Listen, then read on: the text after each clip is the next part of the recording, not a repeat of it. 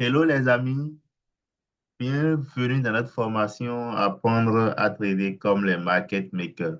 Forex Trading. Initiation à la méthode des market makers. Dans le chapitre numéro 1, nous allons aborder les bases du marché boursier, encore appelé marché financier. C'est quoi le marché boursier?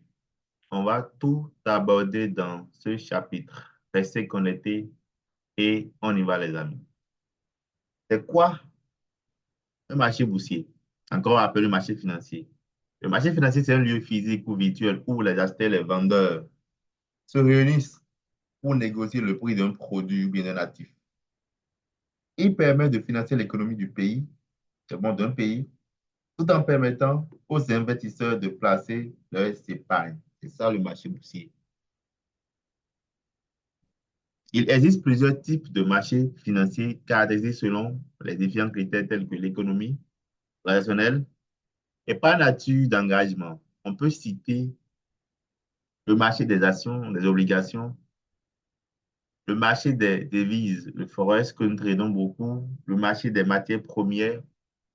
Quand on parle de matières premières, c'est les matières premières, hein. Les crypto-monnaies qui sont venues récemment. Et vous avez longtemps appelé méthode des market makers, méthode des market makers partout dans nos vidéos. Avec la méthode des market makers, nous tradons efficacement, que ce soit les obligations, que ce soit les actions, que ce soit le forex, que ce soit les matières premières, que ce soit les crypto-monnaies qui sont revenues récemment, hein. Le marché financier est caractérisé par la présence de trois acteurs, à savoir les particuliers, à ne pas négliger, hein. Quand on parle des particuliers, c'est vous et moi. Investisseurs individuels, traders, ce sont ces gars réunis ensemble, on appelle les particuliers. Et ils sont très motivés avec différentes stratégies qui les permettent de perdre et de gagner.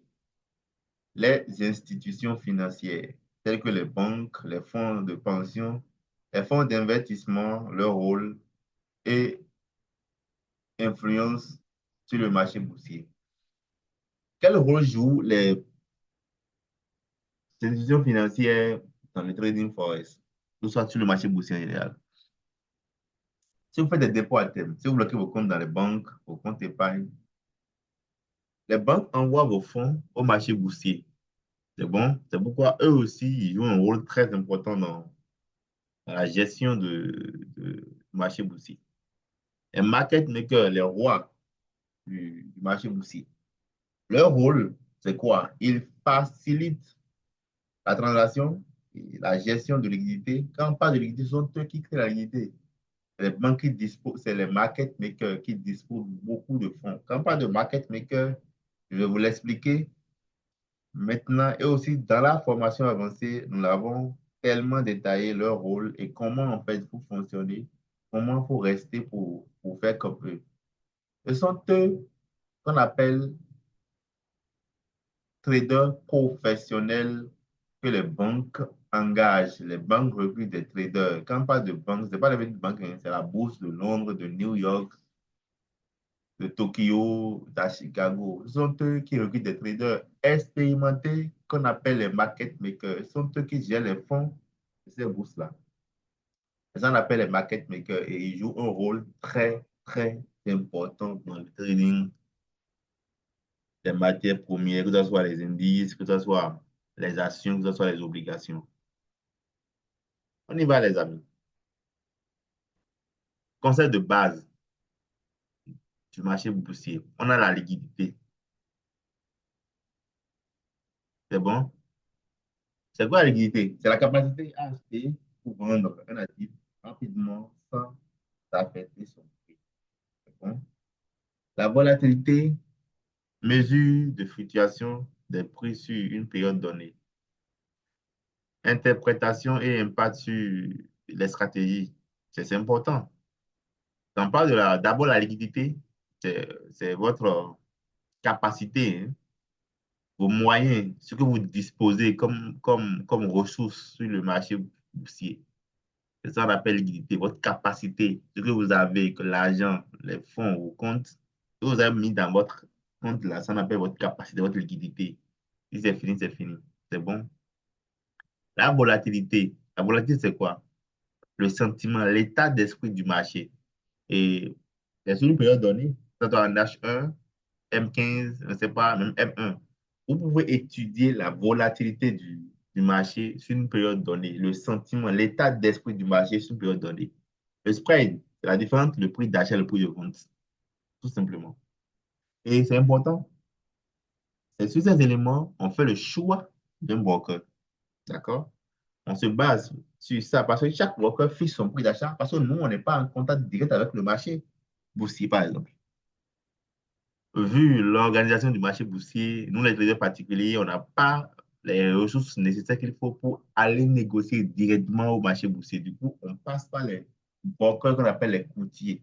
Ce sont eux, en fait, qui mettent leur spread au fait. Sinon, nous, on n'a pas de problème. Si c'est qu'on va aller directement sur le marché, le problème de spread n'existera plus. Les horaires du marché qui sont très, très, très, très capitales. On ne vient pas au marché boursier pour faire de n'importe quoi. Non, non, non. C'est comme ce que vous faites dans la vie réelle. On ne peut pas aller au marché à 1 heure, à 0 heure, par exemple. Non. Il n'y a pas d'acheteurs, il n'y a pas de vendeurs. Donc, en fait, si tu pars au marché, il faut être sûr que les acheteurs sont là et les vendeurs sont là. Sinon, tu vas vendre quoi? Tu vas acheter quoi? C'est bon? Le marché boursier, c'est juste ce qui se passe dans la vie réelle. C'est tout.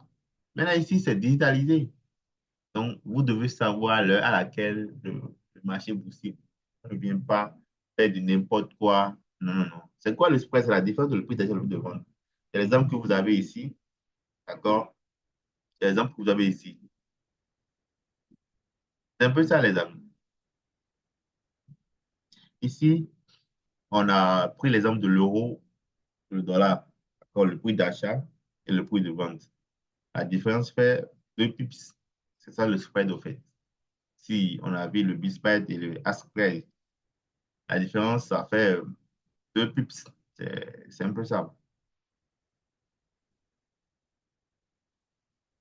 Terminologie et ordre sur le marché boursier.